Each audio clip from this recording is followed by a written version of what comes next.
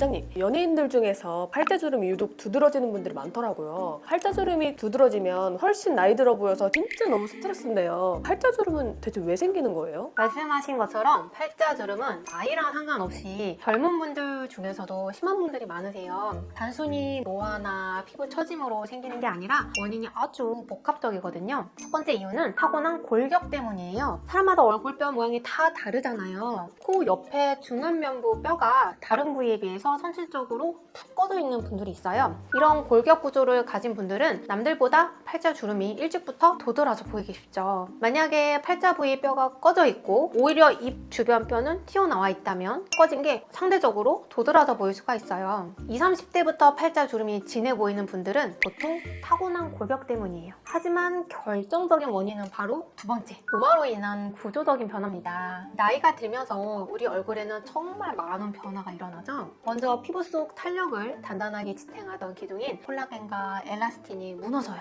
20세 이후부터 콜라겐은 매년 1%씩 꾸준히 감소하고요. 피부의 고무줄 역할을 하던 엘라스틴은 마치 오래 쓴 고무줄처럼 축 늘어나게 돼요. 여기에 젊었을 때 통통했던 앞볼 쪽 지방은 중력의 영향으로 점점점 아래로 처지고, 반대로 팔자주름 주변은 지방이 점점 줄어들고 푹 꺼지게 돼요. 이때 처진 볼살이 입가 쪽으로 쌓이면서 팔자주름 경계가 더 선명해지는 거예요. 심지어 35세부터는 얼굴뼈 자체도 미세하게 흡수되면서 지지구조가 약해지기 때문에 이 모든 현상이 가속화됩니다. 마지막으로 세 번째, 생활습관도 무시할 수가 없어요. 우리가 웃거나 말할 때 또는 일상생활을 하면서 반복적으로 짓는 표정들이 있죠? 평소에 입을 삐쭉 내미는 습관이 있다든지, 아니면 빨대를 자주 사용한다면 팔자주름이 깊어질 수 있어요.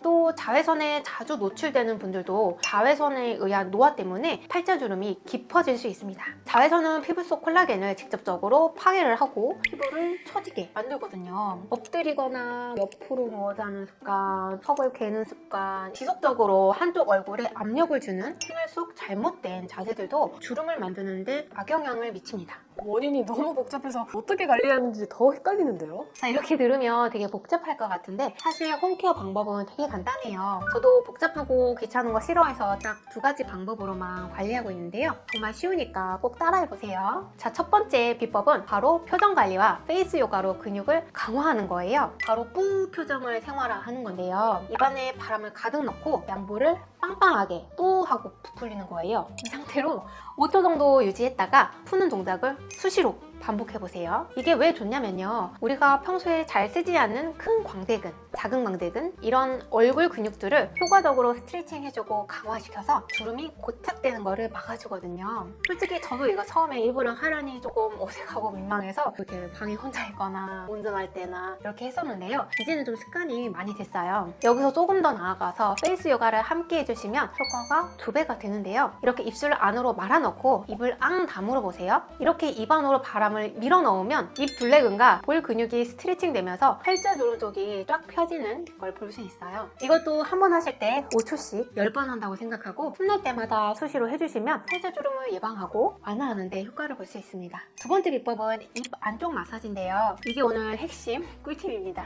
이 방법은요, 모델 한예진님부터 여러 연예인분들이 실제로 하고 계시는 팔자주름 마사지인데요. 손을 입 안쪽으로 넣어서 근육을 풀어주는 마사지예요. 팔자주름이 깊어지는 이유 중 하나가 바로 입 안쪽에 지방과 근육이 위축되기 때문이거든요. 그래서 이 부위를 직접 자극해서 혈액순환을 원활하게 하고 볼륨이 다시 살아나도록 돕는 거죠. 방법은 아주 간단해요. 먼저 손을 깨끗하게 씻으시고요. 엄지손가락을 입 안에 넣고 나머지 손가락으로는 바깥쪽 피부를 잡으세요. 그리고 팔자주름 라인을 따라서 꼬집듯이 부드럽게 마사지 해주는 거예요. 콧방울 바로 옆 움푹 들어간 곳부터 시작해서 입꼬리 방향으로 천천히 내려오시면 됩니다. 너무 세게 하실 필요는 없고요. 뭉친 근육을 조금 풀어주는 느낌으로 1분 정도 마사지 해주시면 됩니다.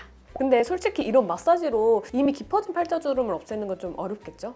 이미 주름이 깊어진 상태라면 아무래도 홈케어나 마사지만으로는 완벽하게 개선하기 조금 어렵죠. 이럴 때는 시술에 도움을 받는 게 좋은데요. 가장 대표적인 시술은 필러예요. 꺼진 팔자주름 부위에 히알루론산 필러를 직접 주입해서 볼륨을 채워주는 방식인데요. 페인 부분을 필러로 채워주면 피부 표면이 편편해지고 주름이 덜 도드라져 보여요. 또 히알루론산을 수분을 끌어당기고 결합하는 효과가 있어서 자연스러운 볼륨을 형성하고요. 다만 이거는 굉장히 중요한 건데요. 단순히 이 주름선 자체만 메꾼다는 생각으로 필러를 과하게 넣으면 오히려 입이 이렇게 튀어나와 보이는 원숭이상이 될 수가 있어요. 그래서 이 팔자 주름의 근본 원인인 처진 앞볼이나 꺼진 코 옆부위의 볼륨을 회복을 시켜서 전체적인 얼굴 밸런스를 맞춰주는 게 중요합니다. 이렇게 하면 훨씬 자연스럽고 입체적으로 동안 인상을 줄 수가 있어요. 시술 시간은 한 10분 정도 내외로 짧은 편이고 시술 직후 효과를 바로 알 수 있어서 만족도가 굉장히 높아요. 두 번째로는 스킨 보톡스를 고려해 볼 수가 있는데요. 일반적인 근육 보톡스가 미간이나 이마처럼 큰 근육을 고정시켜주는 거라면 스킨 보톡스는 희석한 보톡스를 피부 얕은 층에 여러 번에 걸쳐서 촘촘하게 주사하는 시술이에요. 이렇게 하면은 스킨 보톡스가 피지선을 위축시켜서 모공도 조여주고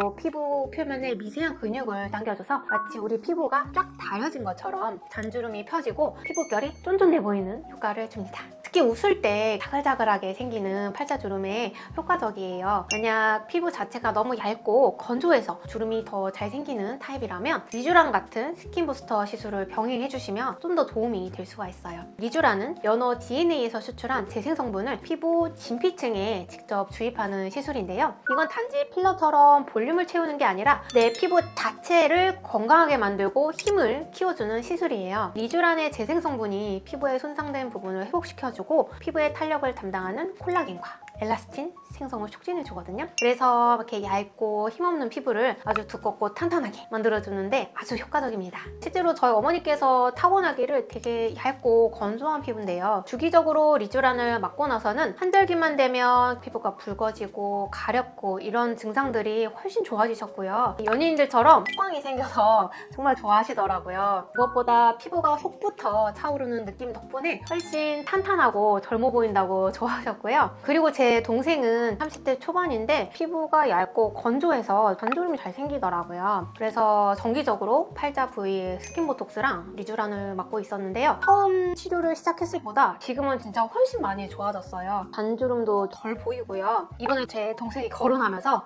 스킨 보톡스랑 리쥬란을 열심히 시술받고 갔습니다.